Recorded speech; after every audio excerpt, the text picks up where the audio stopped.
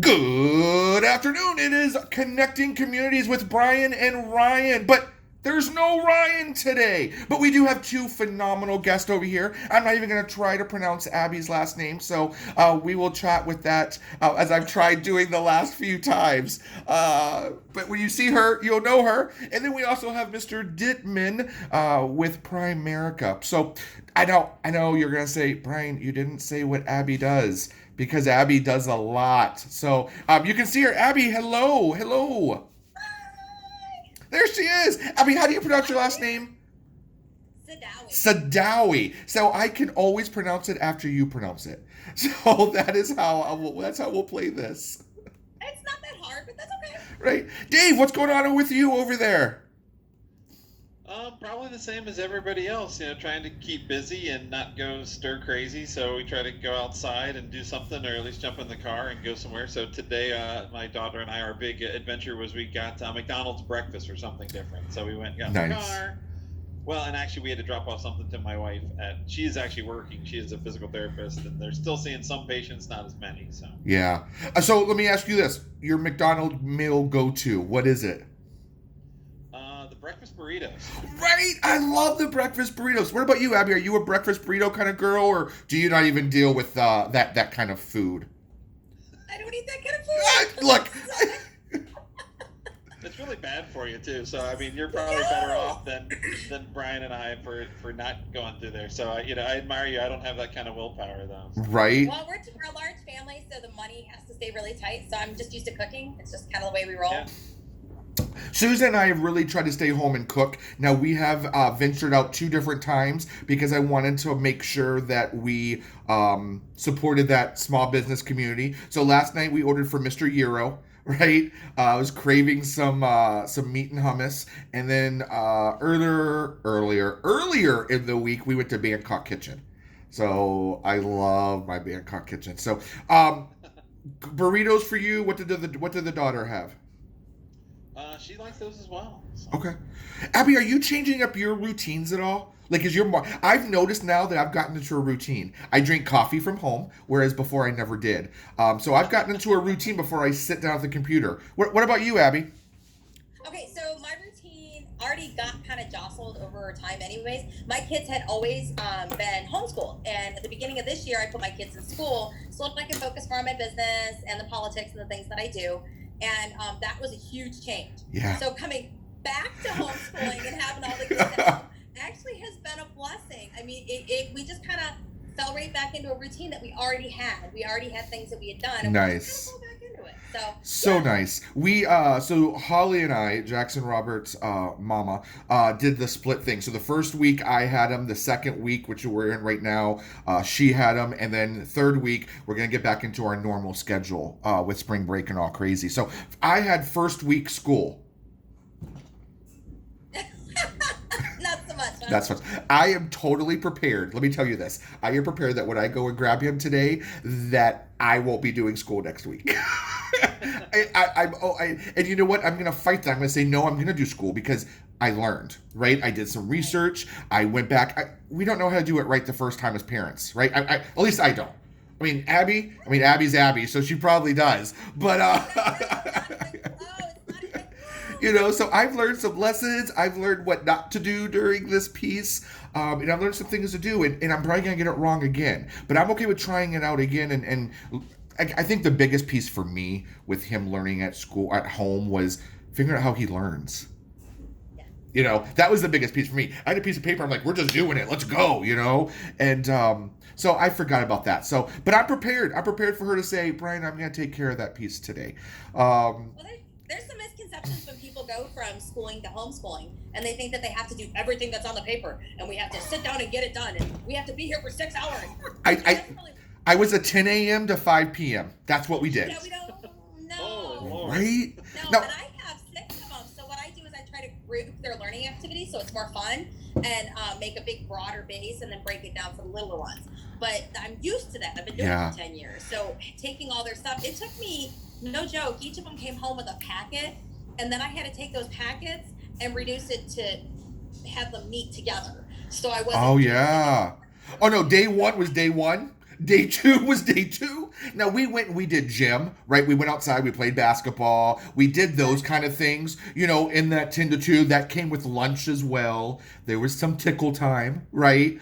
But for the most part, I was bam, bam, bam, bam. Whereas this one maybe a little bit more laid back. We're going to go cook for math, right? Screw the paper, Oh, yeah. right? So I've learned my lesson, but now I know where I can call. Do you have an 800 number? 1-800, yada, yada, I yada. think that's been one of the greatest blessings, having this time. It's actual time. It's downtime. Yeah. You don't have an option. Yeah. You get to spend that one-on-one quality time with your babes and your family, and get to spend time talking with people like you and just enjoying it. Right. I've enjoyed. What about you, Dave? What has your routine changed at all during the day? A little bit, not a whole lot. Kind of with the homework thing. My daughter's 13, and she's had some. She's we've had some tutoring and some things, so she's got some school issues along the way. So what my wife started doing is she would write her a note, and then she reads her. Then my daughter reads the note as she eats her breakfast, and then that lays out kind of what she should do assignment wise. Now some of the teachers were really good and said, hey, this should be week 1. The science teacher was your typical science teacher, day 1 through 15. She had it all laid out, and then the like the social studies teacher and the language arts are like, here's some stuff. Just read it.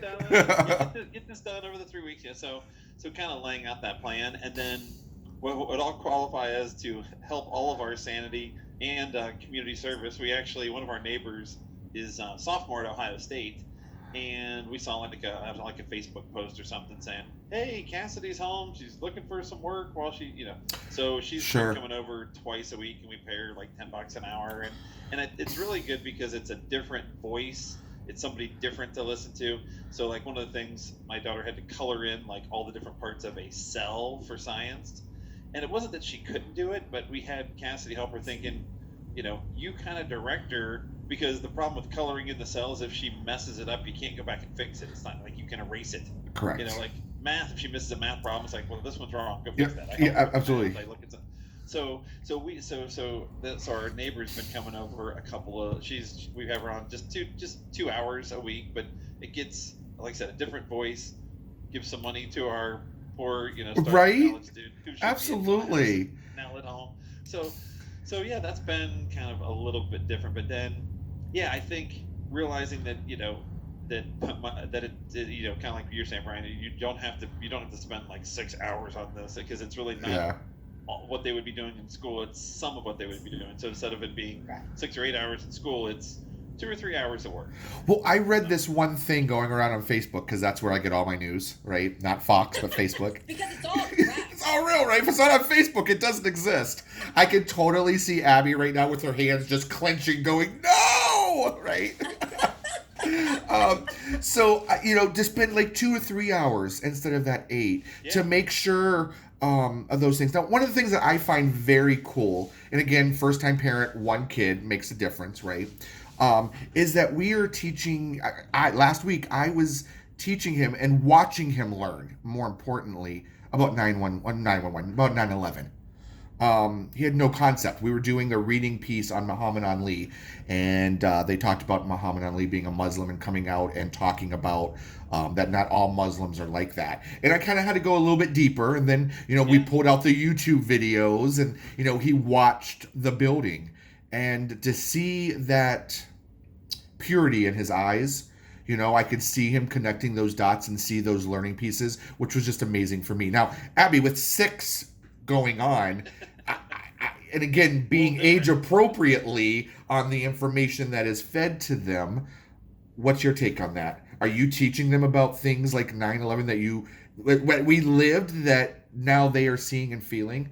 Yeah, absolutely. And it depends. Some things are done like through a book, obviously, and we'll do like a group reading. Other things we break down a little bit further. So my 8th grader obviously would know a lot more about 9/11, because we would dive into the feelings, we would dive into the aftermath, we would dive into more of what he can substantially handle than my 2nd grader would.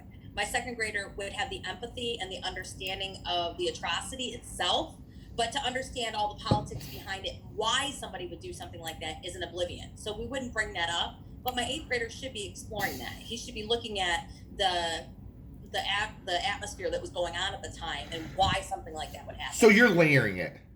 Yep, it has to be. Yeah. Is that difficult? I mean, I would assume that would be, because here we are today, we're talking about this, and you have all these other kids obviously around you. So to be able to schedule and organize.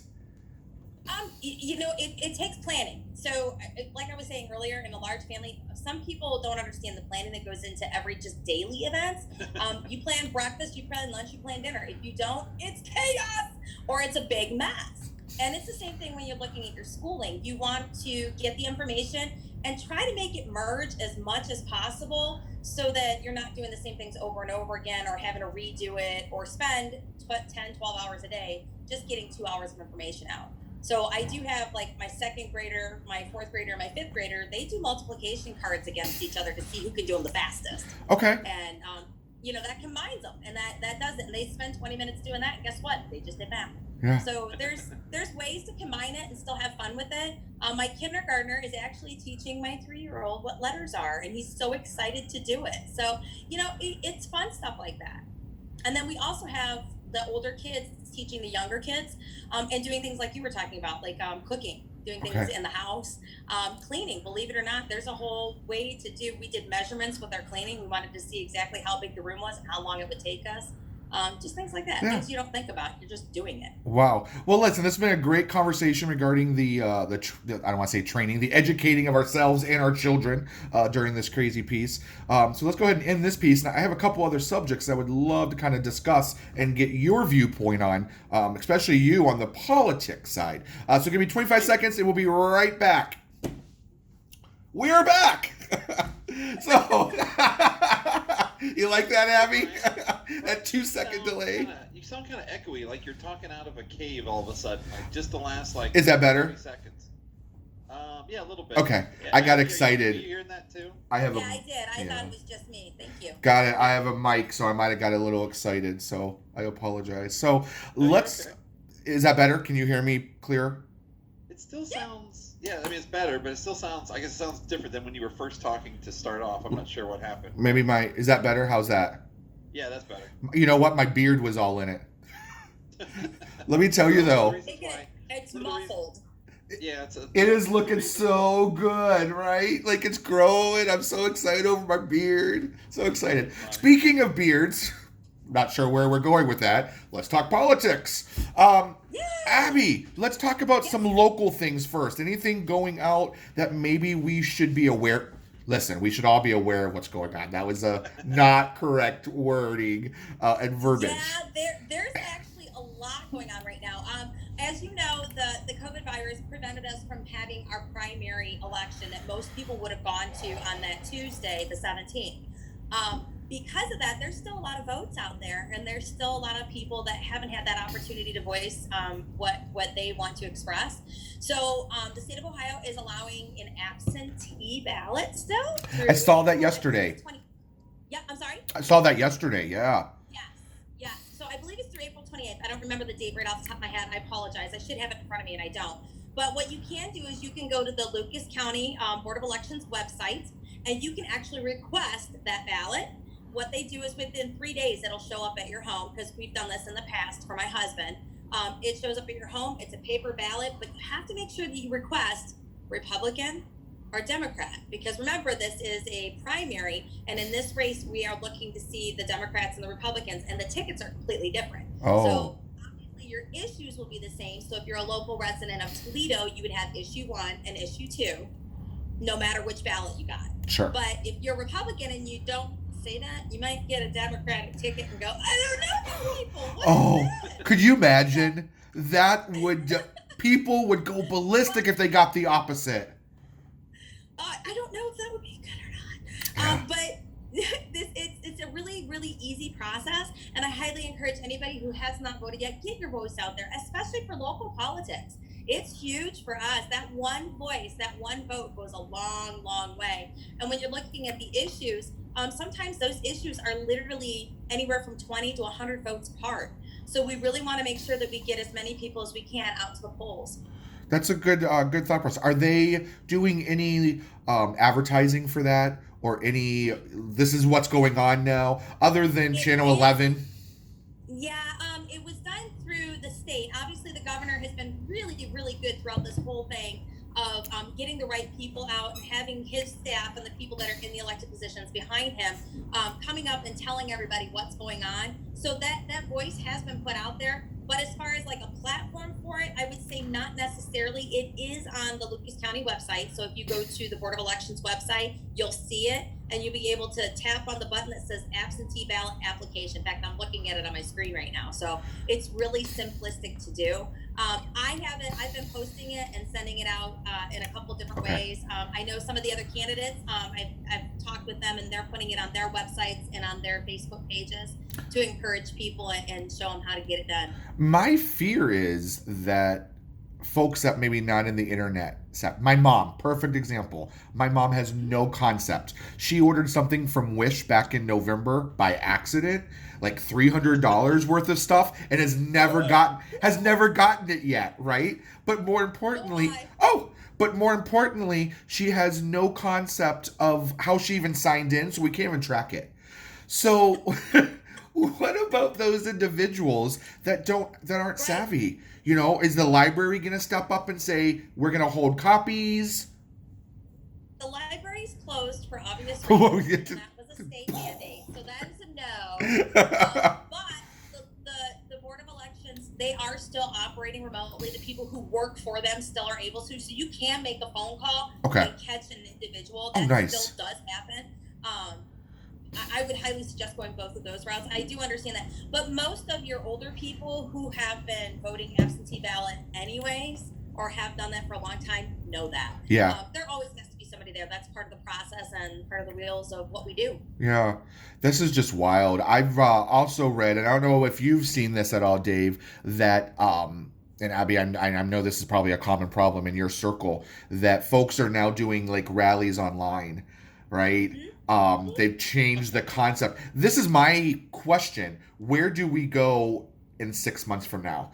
Are we going to be so scared that we don't want to deal with people face to face, that literally was that switch that turned everything digitally? I would say absolutely not. We as human beings are communal by nature.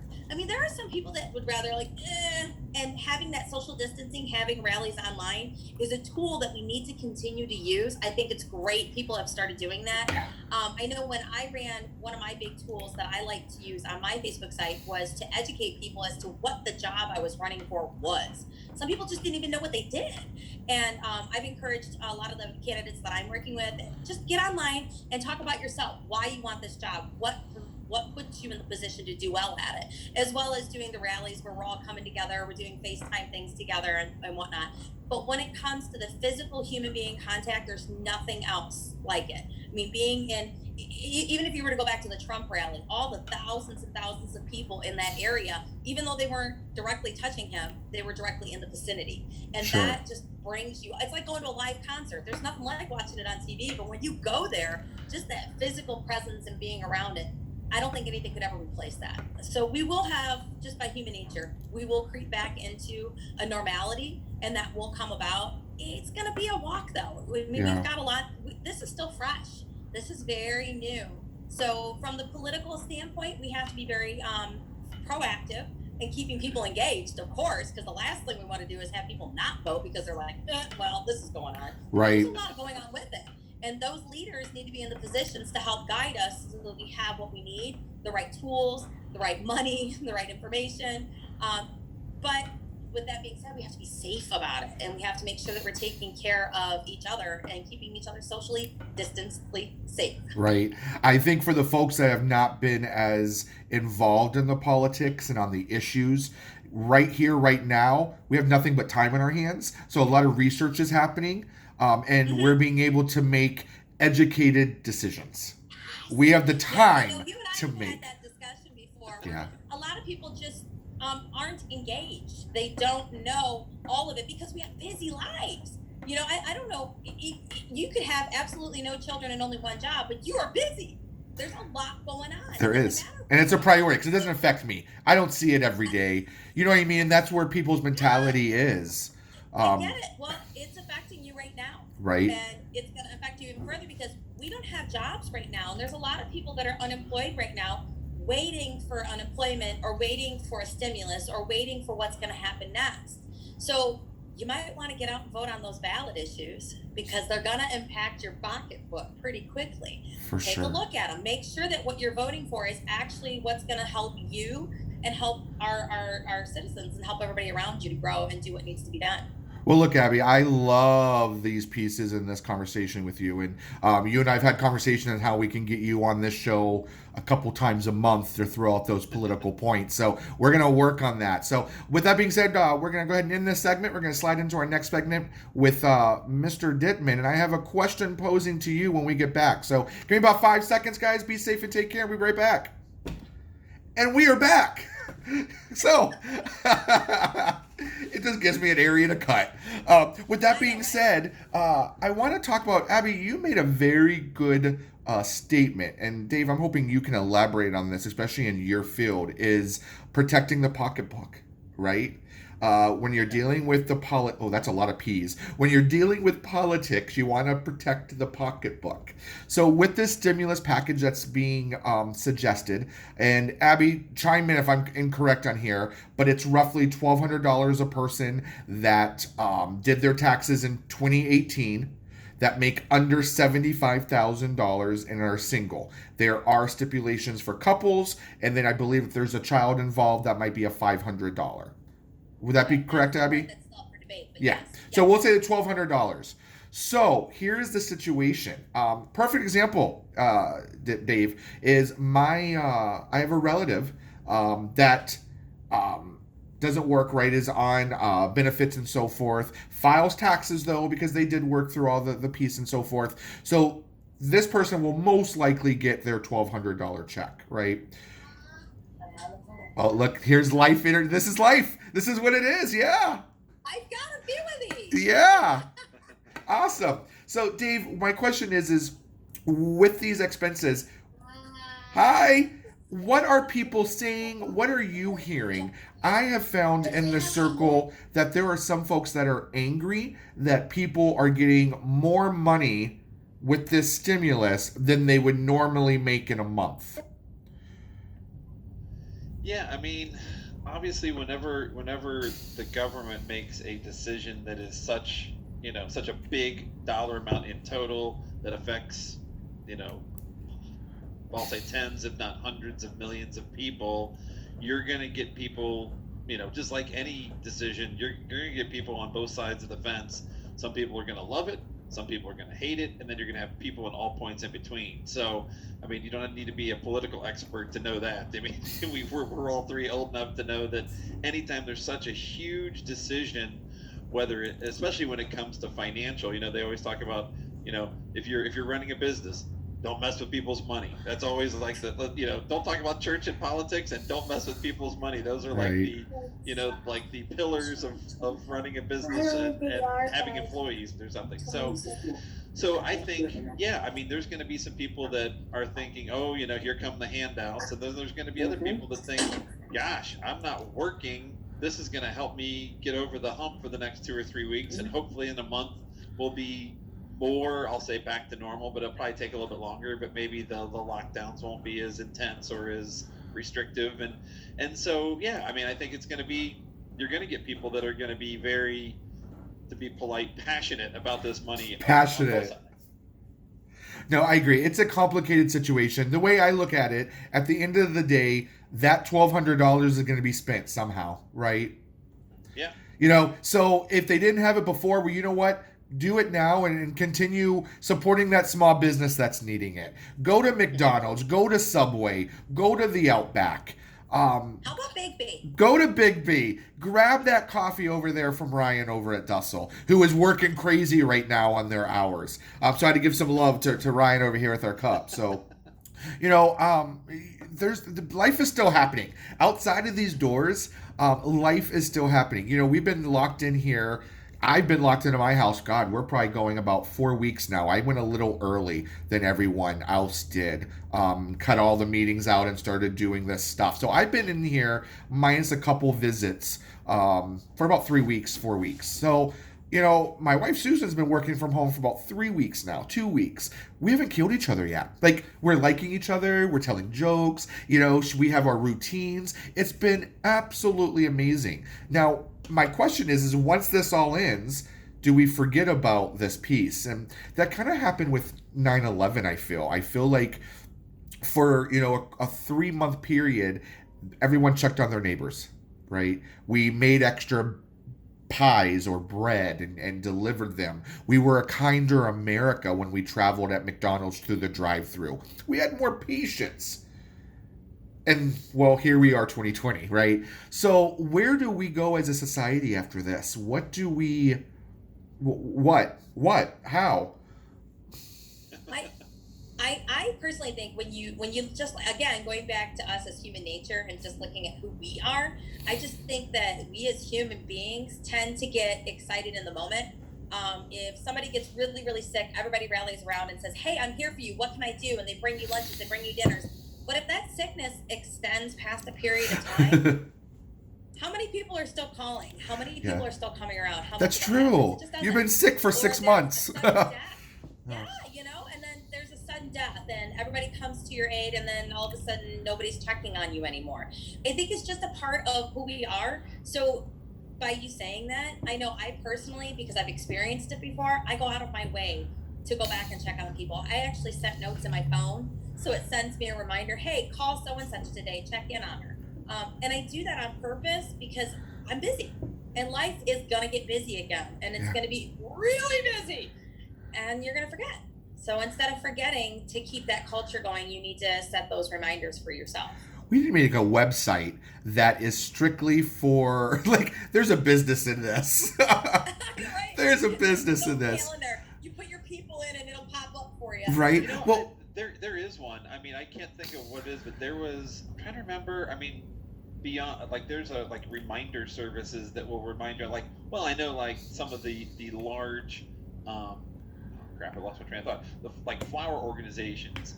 I bought my mom flowers for her birthday one year, and because she lives in Cincinnati, and the next year, 2 weeks in advance, it's hey, don't forget your mom's birthday. They did it automatically, but I think you can actually go in, and I think on their websites you can program in all of the important dates that you might, in this case, obviously want to send flowers, but I think there are independent services that will say, hey, it's so-and-so's birthday. Hey, it's so-and-so's. That's pretty cool. Anytime you get to celebrate, and speaking of celebrating, Abby, are you doing any online virtual pieces with Simplicity Sounds? I am not. I'm actually working on it. I'm so excited. I finally, speaking of taxes, I got my tax return back. And I've got some new equipment that I'm working with. And once I've kind of got that a little bit further down, I'm actually going to videotape myself using it and playing it. Just so it's more for me, a training tool. I have been asking, and maybe I'll just put this out to you too. I've been asking anybody and everybody, give me 10 songs. Give me 10 songs and tell me why you like those songs. Okay. It helps me to have a reference point. Oh, I forgot about that song. Oh, yeah, that's a great one. And it's nice to add to my repertoire while things are going on right now. I lost 2 weddings, 3 corporate events, 1 city event, and a couple of kids shows that I love doing every year that are just canceled. Yeah. They're not even going to reschedule. Right?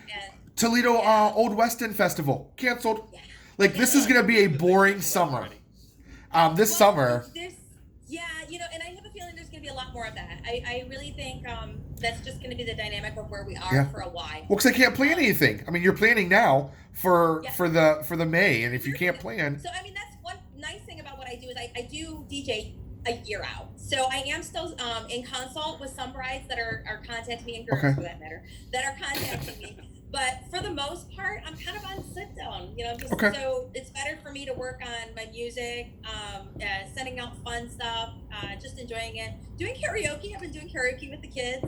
Nice. I actually have a group of friends that we all do karaoke together. We usually go out to Mi Hacienda every other Friday.